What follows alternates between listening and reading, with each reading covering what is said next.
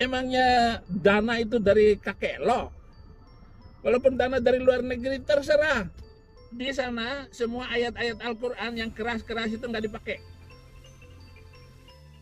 Indonesia tidak membangun hubungan diplomatik, tapi mempertahankan Palestina.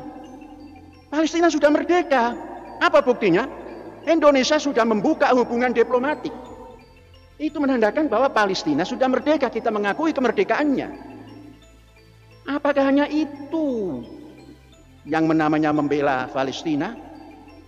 Apakah hanya dengan mengorbankan sesuatu yang mestinya tidak dikorbankan, kemudian nanti tidur setelah ini, tidak kita bela Palestina tidur?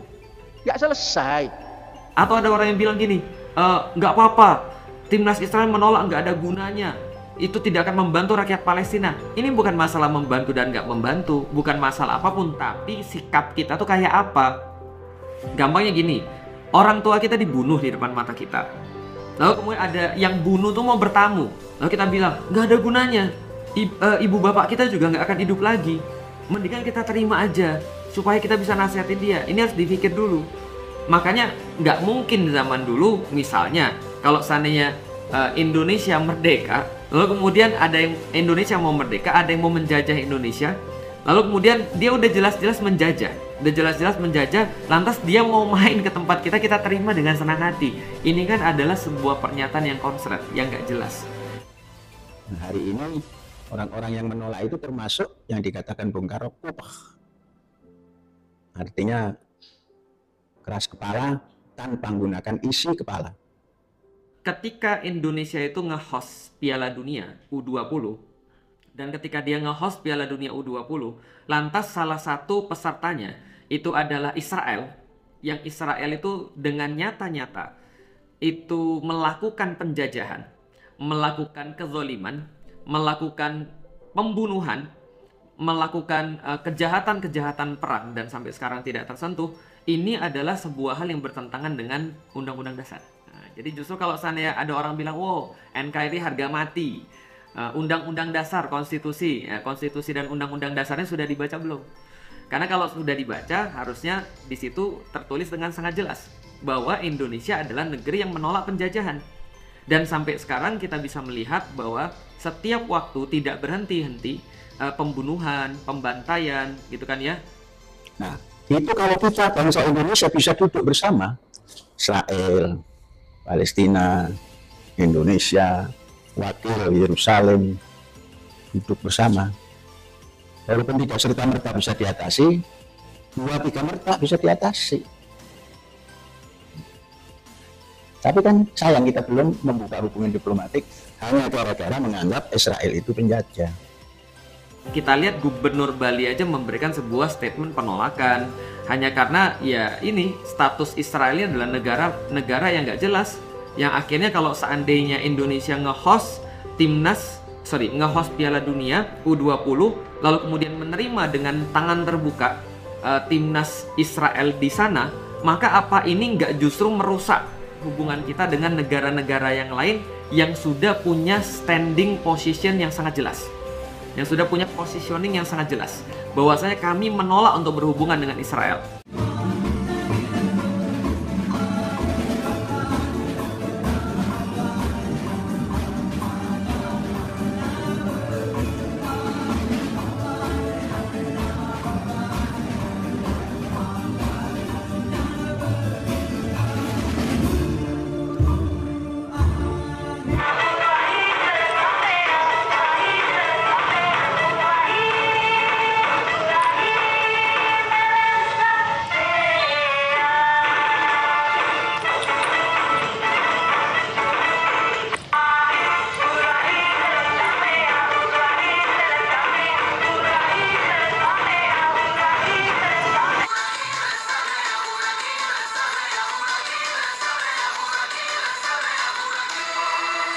Tapi kalau dia tahu isi lagu itu dan dia meyakininya, adalah ada murtad.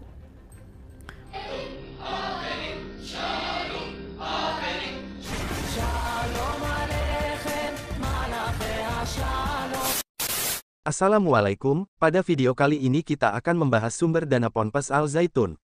Nah, pertanyaannya adalah apakah Al Zaitun ini didanai Israel karena sikap Al Zaitun kepada Israel ini berbeda dengan pesantren pada umumnya. Mereka santri Al Zaitun ini banyak sekali menyanyikan lagu Ibrani, seperti lagu rohani orang Yahudi. Dan pemimpinnya mendesak supaya RI membuka hubungan diplomatik dengan Israel. Selanjutnya kita tonton tanggapan mantan guru Al Zaitun si Murtadin Ibrahim tentang asal dana Al Zaitun. Berkusuntur bangsa gombal gambul ini ya. Sumber dana Ponpes Al Zaitun MUI harus usut. Nah, Ponpes terbesar se-Asia. Kiai Haji Dawam Muallim katanya. Apa urusannya kamu untuk membongkar sumber dana Al Zaitun? Ngapain lu ngomong-ngomong sumber dana Al Zaitun? Gak usah ngomong. Dan apa untungnya itu Majelis Ulama Indonesia bicara kayak begitu? Itu Majelis Ulama itu yang harus diusut. Harta kekayaan yang didapat dan dicuri sama majelis itu yang dikumpulkan, sertifikasi halal. Majelis Ulama itu hanya LSM, ya hanya semacam organisasi preman sama seperti FPI. Bubarkan itu MUI itu. Ngapain lo Kiai Haji Dawam? MUI harus usut. Usut apa? Emangnya dana itu dari kakek lo? Walaupun dana dari luar negeri terserah. Tetapi saya mau bilang tidak ada uang dari luar negeri yang datang ke Al Zaitun. Itu adalah dana partisipasi seluruh orang yang terlibat di dalam pekerjaan Al Zaitun. Gue bilang ya, pemerintah aja tidak ada yang memberi dana. Habibie sampai meninggal janji 300 juta. Mau memberikan sekretaris untuk Panji Gumilang. Nggak dikirim sama Habibie sampai meninggalnya itu. Pemerintah aja nggak ngasih. Apa urusannya majelis ulama, majelis manusia kayak begitu? Ya, duta besar Palestina dulu membayar dan memberikan uang kepada Zaitun itu $1.000 lebih. Itu Palestina itu. Ketika datang itu Palestina, duta besar Palestina, dia yang bayar. Duta besar Arab Saudi kupluk kayak begitu aja nggak bayar, enak aja. Sorry ya, saya nggak tahu Pak Jokowi nyumbang nggak ke itu, Menteri Agama nyumbang kagak? Nggak ada sumbangannya, bohong. Pendesana paling toleran. Nggak akan ada orang yang berpikir untuk menghancurkan gereja.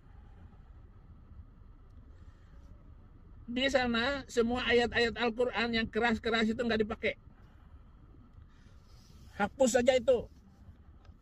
Nanti sebentar lagi Panji Gumilang akan mengeluarkan 500 ayat Al-Quran yang menghina Nabi yang merendahkan Islam harus dihapus. Oke pemirsa, itulah kengawuran Saifuddin Ibrahim. Katanya Al Zaitun itu pernah dapat dana dari Palestina dan itu $1.000 Amerika Serikat, dan itu cuma 14 JT doang di tahun ini, padahal ponpesnya aja ribuan hektar ini gak masuk akal. Dan nanti kita akan bantah pernyataan Udin yang menyebut Al Zaitun tidak dapat dana dari pemerintah padahal dibangun pakai APBD. Menurutku jika Al Zaitun ini dalam pembelajarannya menghilangkan ayat-ayat jihad, bisa jadi dapat dana dari luar negeri, dari negeri-negeri kafir. Karena memang dulu ada yang nawari kayak gitu ke pondok-pondok yang ada di Indonesia. Kalau mau dikasih sekian miliar, dan dananya itu dari negeri liberal seperti Amerika, Australia dan lain-lain. Banyak juga pihak yang mempertanyakan Al Zaitun ini dari mana dananya. Admin menemukan info bahwa Al Zaitun dibangun pakai APBD. Ya kita tahulah Panji Gumilang ini dekat dengan Muldoko dan orang pemerintah lainnya. Berikut adalah artikelnya dari Republika. Ponpes Al Zaitun dapat dana ratusan miliar rupiah dari APBD. Pondok pesantren Al Zaitun diketahui telah mendapat dana dari APBD Kabupaten Bengkalis. Dana yang mereka dapatkan mencapai ratusan miliar. Anggaran senilai 103 rupiah miliar yang bersumber dari anggaran pendapatan dan belanja daerah APBD ini sebelumnya dicairkan dengan bertahap ada 30 miliar rupiah, 20 miliar rupiah, 1 miliar rupiah dan 400 juta serta dengan jumlah yang belum teridentifikasi. Menurut anggota FPKS DPRD Bengkalis, Asmi, pihaknya telah melakukan peninjauan guna penelusuran kesesuaian anggaran yang dialokasikan dan menemukan beberapa kejanggalan fisik. Selanjutnya kita akan kembali turun ke lapangan untuk melakukan tinjauan ulang guna kepentingan hak angket. Kita mengharapkan, nantinya tim panitia hak angket yang dibentuk dapat menemukan hasil dari penelitian yang dilakukan, katanya. Sebelumnya, 6 orang anggota Dewan Perwakilan Rakyat Daerah DPRD, Bengkalis dari fraksi PKS, menyatakan kesiapan untuk dilakukannya penyelidikan atau hak angket atas pembangunan pondok pesantren Al-Zaitun di Pulau Rupat yang dikabarkan ada kaitannya dengan salah satu pemimpin negara Islam Indonesia NII Panji Gumilang. Keenam orang wakil rakyat tersebut meliputi Hustaini, Abdul Halim Hasibuan, Jamal Abdullah, Mila Roza, Dr. Hidel, dan Azmi Erfatwa sendiri selaku inisiator. Harapan kita setelah dilaporkannya temuan-temuan ini, pihak kepolisian dan kejaksaan dapat menjalankan tugasnya dengan baik dan benar, tuturnya. Dalam kasus ini, kata Azmi, penanggung jawab penuh ada pada Bupati Bengkalis periode tahun 2000 sampai tahun 2005 yakni Syamsul Rizal, di mana dalam pengalokasian dana senilai ratusan miliar tersebut, merupakan hak kuasa Bupati. Kita juga telah memegang semua bukti-bukti penyalahgunaan APBD tersebut, katanya. Azmi menjelaskan, sebelumnya proyek dianggarkan secara multi-year tahun-tahun 2002 sampai tahun 2004. Secara data atau perdata, lanjut dia, Dewan menyaksikan adanya realisasi APBD untuk proyek pembangunan pesantren Al-Zaitun. Atas temuan ini, pihak eksekutif lama tidak dapat menghindari temuan ini apalagi menyangkalnya, karena pencairan dana tersebut juga disahkan oleh Badan Anggaran DPRD Bengkalis, katanya. Ditanya mengenai kemungkinan adanya keterlibatan tim Banggar DPRD Bengkalis, Azmi mengatakan hal tersebut tidak menutup kemungkinan. Bisa jadi ada keterlibatan tim Banggar DPRD Bengkalis periode tahun 1999 sampai tahun 2004 karena anggaran tersebut mereka yang mengesahkan. Tapi yang jelas pada saat itu, saya tidak termasuk tim Banggar, demikian Azmi Erfatwa.